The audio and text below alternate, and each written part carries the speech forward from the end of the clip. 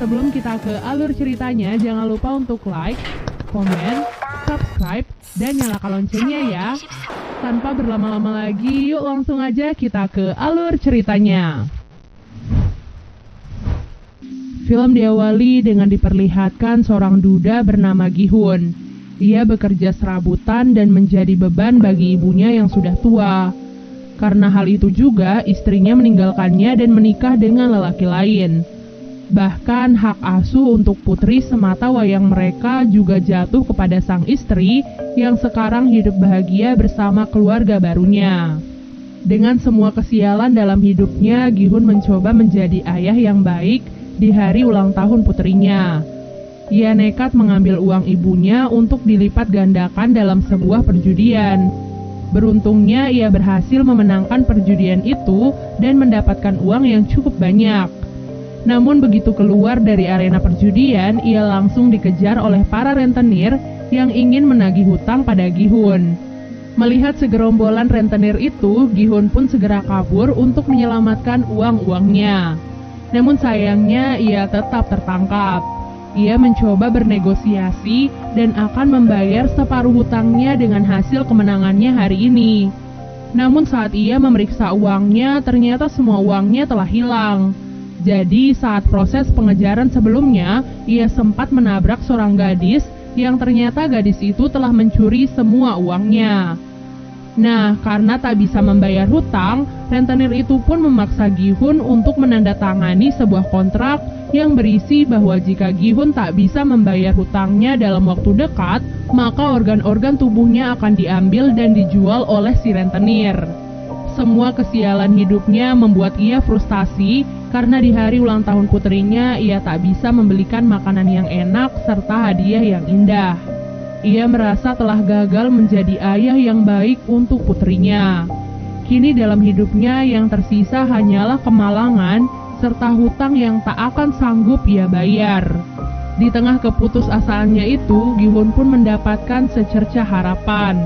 Saat itu, seorang pemuda memberikannya sebuah tiket masuk ke dalam sebuah permainan.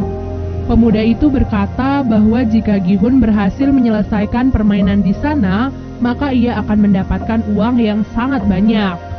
Mendengar hal itu, Gi-hun pun langsung tertarik dan mengikuti apa kata pemuda tersebut.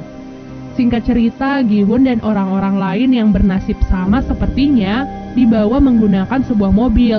Mereka pun dibius untuk menjaga kerahasiaan tempat permainan tersebut.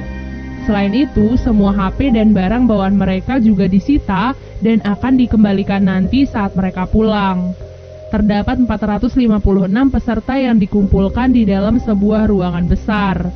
Tempat permainan itu dikelola oleh seseorang misterius bertopeng hitam dengan anak-anak buahnya yang menggunakan pakaian serba merah. Mereka sangat merahasiakan semuanya, bahkan identitas mereka tak boleh diketahui oleh siapapun. Di sana, Gi-hun bertemu dengan beberapa peserta lain. Di antaranya adalah Sang-woo, teman masa kecil Gi-hun, Il-nam, kakek-kakek yang penyakitan, seorang pekerja asing bernama Ali, seorang gangster bernama Dok-soo, seorang wanita bernama Mir-yong, dan gadis asal Korea Utara bernama Se-byok. Nah, Se-byok adalah gadis yang sebelumnya mencuri semua uang Gi-hun. Jadi saat melihatnya, Gi-hun pun menjadi sangat marah. Namun belum sempat membalaskan dendamnya, para panitia pun datang ke ruangan mereka. Kemudian panitia menjelaskan bahwa selama di sana, mereka akan memainkan 6 permainan. Adapun beberapa aturan yang harus disetujui oleh para pemain sebelum memulai permainan, di mana pemain tidak boleh berhenti di tengah permainan, lalu pemain yang menolak bermain akan langsung dieliminasi, dan yang terakhir, permainan akan dihentikan jika mayoritas dari peserta menyetujuinya. Setelah menyetujui semua persyaratan itu, para peserta pun diarahkan ke ruangan berbeda untuk memulai permainan yang pertama.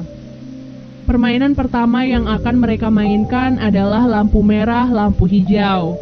Terdapat sebuah robot raksasa di ujung ruangan yang akan bertugas sebagai penjaga. Nah, saat sang robot berkata lampu hijau, para pemain diperbolehkan untuk bergerak secepat mungkin agar mereka bisa segera sampai di garis finish sebelum waktunya habis. Namun saat robot itu berkata lampu merah, maka para pemain tidak boleh bergerak sama sekali. Karena jika ketahuan oleh si robot, maka mereka akan langsung dieliminasi. Terdengar cukup simpel ya, namun kenyataan yang sebenarnya jauh lebih mengerikan. Bagaimana tidak, maksud dieliminasi dari permainan bukan hanya sekadar dikeluarkan, tapi ditembak hingga tewas. Peluru datang dari berbagai sudut. Semuanya telah diatur agar langsung menembak siapapun yang bergerak selama lampu merah. Karena hal itu, para peserta pun terkejut dan mulai berhamburan di arena permainan. Sayangnya tindakan itu bukannya membantu mereka, melainkan membuat mereka semua mati sia-sia.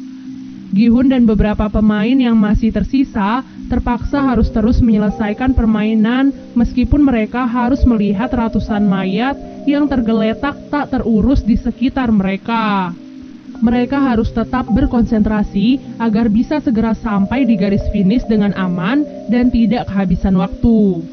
Mereka yang sudah melewati garis finish sebelum waktu habis akan dinyatakan lolos dari permainan pertama dan berhak melaju ke permainan selanjutnya.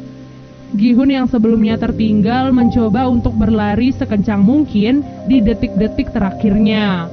Namun sayangnya ia malah terpeleset dan hampir jatuh. Beruntungnya Ali yang berada di belakang Gi-hun berhasil menarik bajunya sehingga ia bisa bertahan dan akhirnya lolos dari permainan pertama. Sedangkan mereka yang masih tersisa karena kehabisan waktu langsung dinyatakan kalah dan ditembaki satu persatu. Setelah menyelesaikan permainan pertama, para peserta pun kembali dikumpulkan di kamar mereka. Dari 456 peserta, kini hanya tersisa 201 peserta saja. Para peserta yang masih tersisa sangat ketakutan karena apa yang terjadi di permainan pertama. Alhasil, mereka pun sepakat untuk menyudahi semua itu dengan melakukan voting.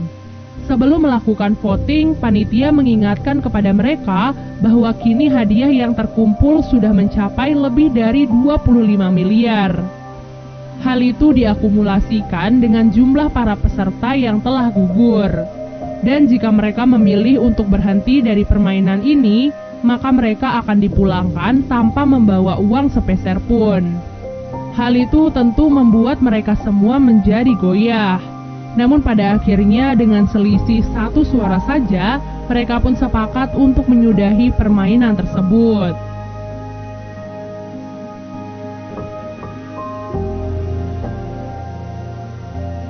Setelah kesepakatan itu, para peserta pun akhirnya dipulangkan kembali ke daerah mereka masing-masing.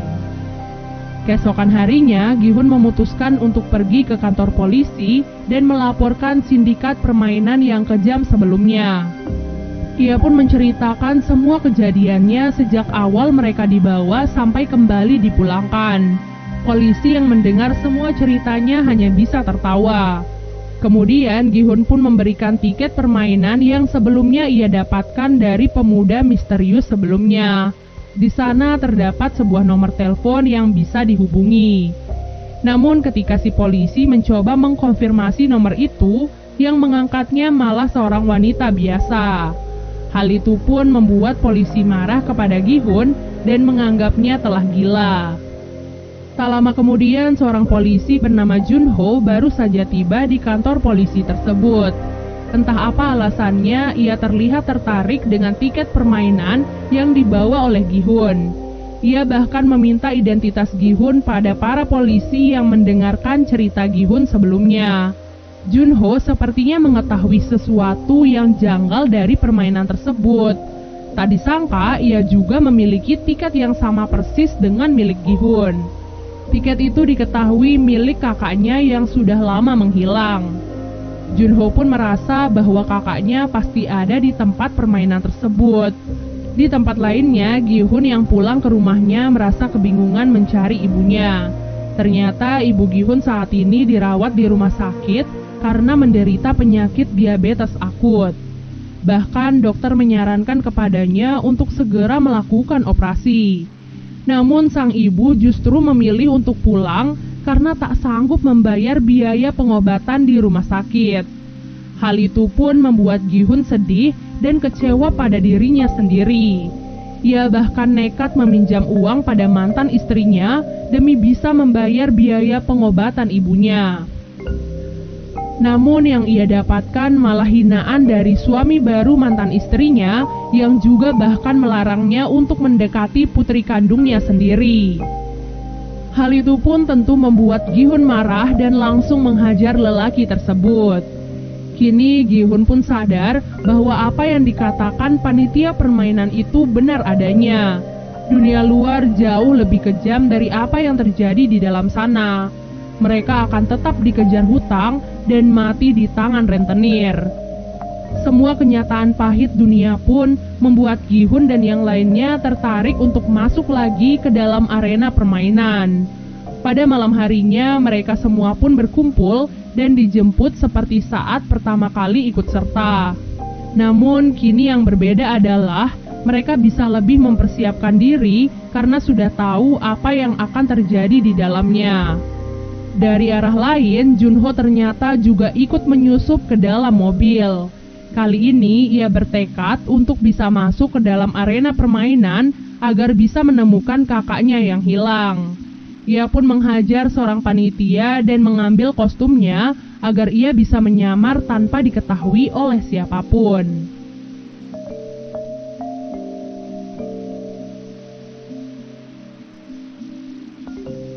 Seperti biasanya, para peserta pun kembali dikumpulkan dalam sebuah ruangan besar. Namun tak diduga ada beberapa dari mereka kali ini datang dengan persiapan, yaitu membawa sebuah senjata atau barang-barang kecil yang mereka perlukan. Dari 201 peserta awal, kini tersisa 187 orang yang memutuskan untuk ikut serta kembali. Yang berarti hadiahnya juga semakin bertambah. Di waktu yang sama, Junho yang kebingungan juga kini harus menyamar menjadi panitia di dalam aula permainan tersebut.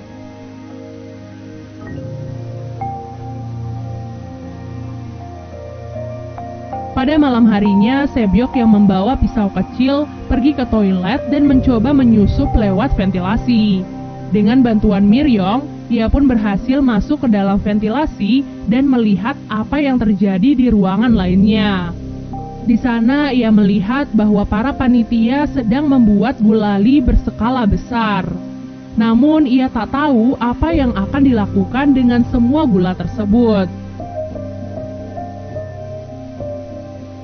Keesokan harinya para peserta pun bersiap dan dikumpulkan untuk memainkan permainan yang kedua. Sebelum memulai permainan, Sang-woo bertanya kepada Sebyok tentang apa yang ia lihat kemarin malam.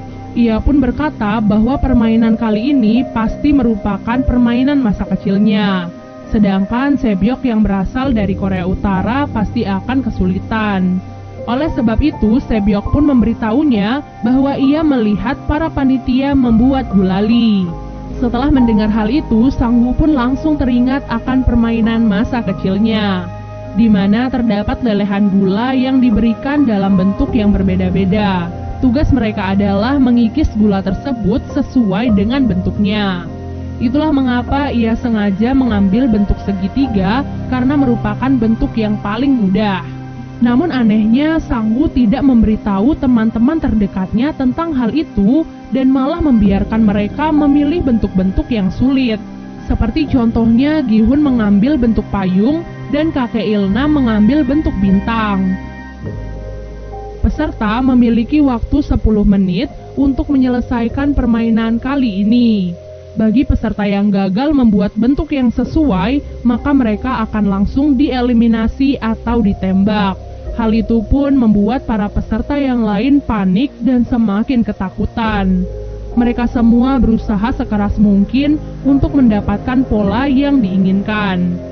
Kemudian terlihat Miryong yang memanfaatkan korek apinya untuk memanaskan jarum agar gulali itu bisa lebih mudah untuk dilelehkan. Peserta yang mengambil bentuk mudah satu persatu mulai berhasil menyelesaikan misi dengan aman.